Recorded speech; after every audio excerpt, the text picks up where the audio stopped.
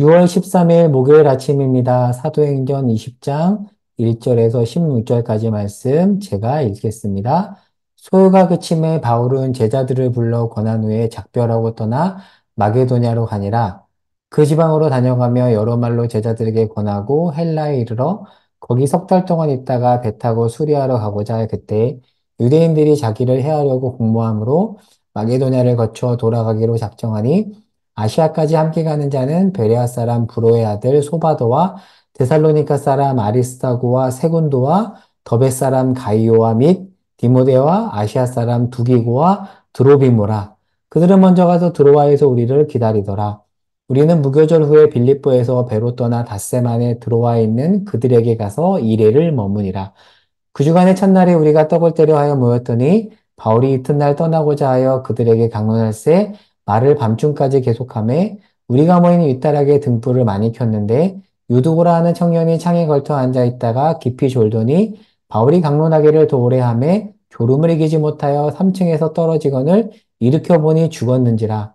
바울이 내려가서 그 위에 엎드려 그 몸을 안고 말하되 떠들지 말라 생명이 그에게 있다 하고 올라가 떡을 떼어 먹고 오랫동안 곧 날이 새기까지 이야기하고 떠나니라. 사람들이 살아난 청년을 데리고 가서 적지 않게 위로를 받았더라.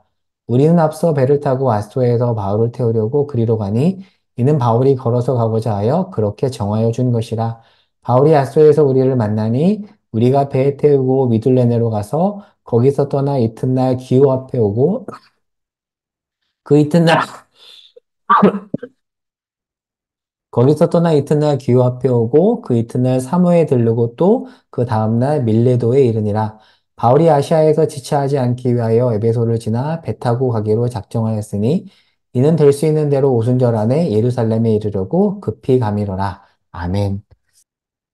바울은 지금 에베소에 있습니다. 그런데 에베소에서 바울은 오랜 기간 머물면서 어려움을 정말 많이 겪습니다. 대표적인 어려움이 19장 8절 9절에 나오는 어떤 사건이었죠? 유대인들의 비방. 자, 그리고 19장 13절에서 16절에 보면 마수라는 유대인들이 예수의 이름을 이용하는 어려움도 겪고요. 그리고 19장 23절에서 41절에 보면 어떤 일이 있었죠? 데메드리오 때문에 선동이 일어나서 잘못했다간 죽을 수도 있는 상황을 맞습니다. 그리고 에베소에 있는 바울에게 고린도 교회에 분열이 생겼다. 고린도 교인들이 문제를 일으킨다는 소식을 듣고 바울이 편지를 보내죠. 그러니까 바울은 에베소에서 고린도 교회 때문에도 마음고생을 정말 많이 합니다.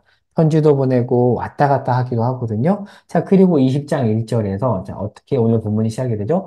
소요가 그침에 선동으로 일어난 그 소요가 이제 끝나고 이제 좀 뭔가 안정된 시점이에요. 자, 그런데 이때 바울이 새로운 계획을 세웁니다. 그리고 1절에 따르면 이 에베소에서 마게도냐 이쪽 지역으로 가죠. 자, 그리고 그 지방으로 다녀가며 여러 말로 제자들에게 권하고 결국 헬라 이쪽 고린도 지역을 말하거든요. 헬라에 이르러서 20장 3절에 보면 여기서 석 달 동안 머뭅니다. 여기서 했던 일이 뭐냐면 바로 로마서를 기록하는 거거든요. 그러니까 지금 바울에게 편할 날이 없어요. 그러나 바울은 교회를 세우고 견고하게 하는 일을 멈추지 않습니다. 자, 원래 바울은 말씀에 따르면 3절에 거기 석 달 동안 있다가 배 타고 여기서 수리아 안디옥 지역으로 가려고 했습니다. 자, 그런데 어떤 일이 벌어지죠? 3절에 보니까 유대인들이 자기를 해하려고 공모함으로 마게도냐를 거쳐 돌아가기로 작정을 합니다. 그러니까 이렇게 배 타고 편하게 복귀하려고 했는데 테러 소식 때문에 자, 리턴 트립. 자, 이게 이제 3차 전도여행의 이제 코스고요. 네, 리턴 트립이에요. 자, 여기서 원래는 이렇게 배 타고 가려고 했는데 테러 계획 때문에 육로행을 택합니다. 이때 동료 7명이 감사하게도 함께합니다. 바울은 다행히 혼자가 아니에요. 자, 그런데 그들이 먼저 드로아에 가요. 그리고 나중에 위 패스지죠. 우리 단락. 누가가 포함된 그 우리가 드로아에서 그들을 만나서 7일을 보냅니다. 7일을 보낸 이유는 아마도 무교조를 지키기 위함일 것으로 보이는데요. 이들은 여전히 유대인적인 전통을 지키고 있었던 것이죠. 자, 그리고 지금 이제 드로아입니다. 드로아에 왔는데, 자, 이들의 계획은 19장 21절에 나와 있죠. 자, 예루살렘에서 마게도냐를 갔다가 마게도냐 이쪽 지역에서 헌금을 받아서 예루살렘에 갔다가 이제 로마로 가는 것이 이들의 계획이에요. 지금 이 계획 속에 지금 들어와 있는데 굉장히 긴장된 상황이죠. 유대인들의 테러 계획도 있고 몸도 피곤합니다. 자, 그런데 이때 드로아에서 7절을 볼게요. 그 주간의 첫날에 우리가 떡을 때려 하여 모였더니 무엇을 하는 걸까요? 주일 예배를 드리고 있습니다. 자, 드로아에서 바울이 주일 예배 시간에 말씀을 전하는데요. 자, 드로아에서의 고별 설교입니다. 자, 그런데 이때 8절에 보니까 뭐라고 되어 있죠?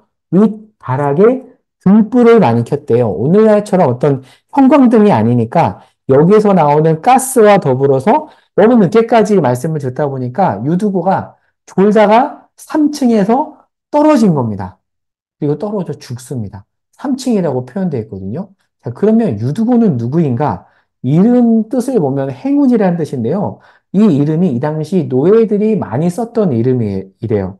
그리고 그렇게 본다면 유두고는 노예였을 것으로 보입니다. 그러니까 낮에 온종일 몸을 쓰면서 일을 했고 밤에 늦게까지 말씀을 듣다 보니 당연히 피곤해서 졸았겠죠. 자, 그런데 그렇게 조는 유두고를 향해서 성경 어디에서도 그가 불성실한 사람이라든지 잠에 쉽게 빠지는 게으른 사람이라고 표현하지 않습니다. 그러니까 사실은 안타까운 일이 벌어진 거죠. 사고입니다. 자, 그런데 10절에 보니까 바울이 생명이 그에게 있다 하고 떡 교제를 나누면서 결국 이 청년이 살아나는데 12절이 중요합니다. 이 일로 인해서 유두거가 다시 살아나는 일로 인해서 사람들이 적지 않게 위로를 받았다라고 나옵니다. 자, 그리고 나서 이 드로아에서 이후 여정을 보면 이제 7일을 보내고 예루살렘으로 가는 여정을 출발하는데 다음날 바울은 걸어가요. 왜요? 아마도 유대인들의 테러 계획 때문에 도보행을 택한 것으로 보입니다. 자, 그리고 이쪽 앗소에서 우리 일행을 만나고 이후에 앗소, 미둘레네, 기오, 사모, 밀레도까지 갑니다. 그리고 최종 목적지는 예루살렘인데 가급적 오순절 안에 가려고 합니다. 빨리 가려고 사실은 이 중간에 있는 밀레도 앞에 있는 에베소를 들리지도 않습니다. 자, 이게 이제 오늘 말씀인데요. 오늘 말씀을 정리해 보겠습니다. 이게 바로 3층에서 유두거가 떨어지는 장면인데요. 주일 예배예요.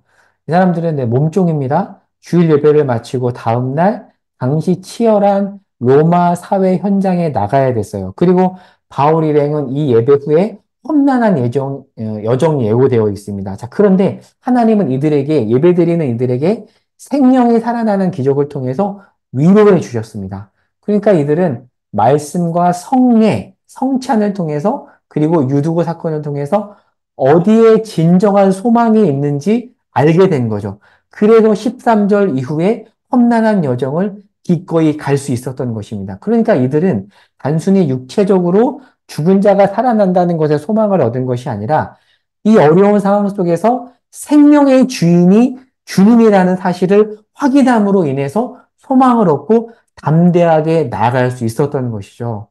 여러분, 우리가 험한 세상을 포기하지 않고 살아갈 수 있는 이유도 여기 있지 않나요? 저는 바라기는 우리가 드리는 주일 예배가 이런 소망을 주는 드로아에서의 주일 예배 같은 예배가 되기를 소망합니다. 그리고 어떤 어려움 속에서도 생명의 주인이 주님이라는 사실을 그 예배 가운데 확인하며 감사하며 살아가기를 소망합니다. 사실 우리 안에 미래에 대한 두려움이 있잖아요. 가족의 죽음, 그리고 병환으로 인한 걱정과 두려움이 가득하잖아요. 특별히 가족이 아픈 사람들은 그 두려움은 상상을 초월합니다.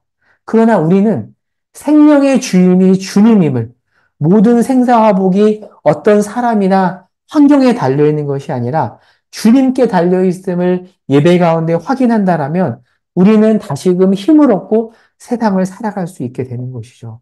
그래서 오늘 말씀을 통해서 우리가 드리는 교회의 주일 예배가 그런 주일 예배가 되기를 소망하며 기도해 주시길 바라고 돌아오는 오는 주일 예배가 그런 예배가 되기를 오늘부터 기도해 주시기 바랍니다. 그래서 오늘 기도 제목입니다. 우리 공동체 예배가 참 소망과 위로를 주는 생명의 주인이 하나님임을 확인하는 시간이 되게 달라고 이 아침에 기도할까요?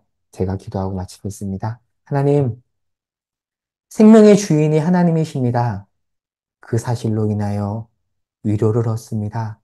주님, 모든 것이 두려운 현실 앞에 우리 모든 삶이 주께 달려있음을 확인하며 담대하게 나아가오니 은혜 내려 주옵소서. 예수님의 이름으로 기도합니다. 아멘.